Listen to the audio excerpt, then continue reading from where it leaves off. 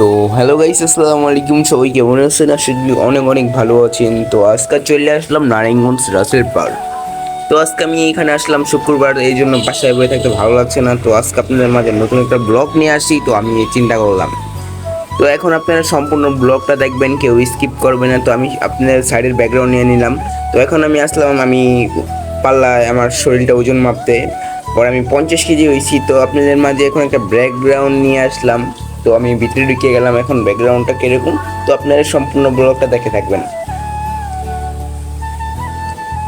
আশা করি ব্লগটা কেউ স্কিপ করবেন না। তো আজকে ছোট ভাইকে হাদিসকে নিয়ে আসলাম। তো এখানে কি করে আমি এটা জানি না, কিন্তু আমি একটা ভিডিও নিয়ে নিলাম আপনাদের জন্য।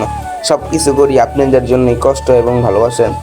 তো আমি এখন আবার বলতাছি, এই করতে এদিকে এদিকে দেখেন, দেখতে থাকেন আপনার সম্পূর্ণ ব্লগটা। আমি বলতেছি এই করতে এদিকে এদিকে, করতে আবার কি দৌড় দেয়।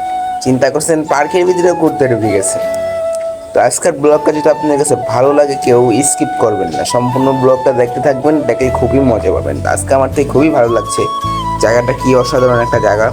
তো আজকে সম্পূর্ণ ব্লগটা আপনারা দেখতে থাকবেন। আগামী শুক্রবার যদি আমার এখানে নসিব লেখা থাকে, তো আমার এখানে আসবার আসবো। এখন এসে বললাম ব্রিজে এসে দেখলাম একটা ব্যাকগ্রাউন্ড নিতেছি। তো ওই যে একটা পার্কটা খুবই সুন্দর, একটা হোটেল পার্ক।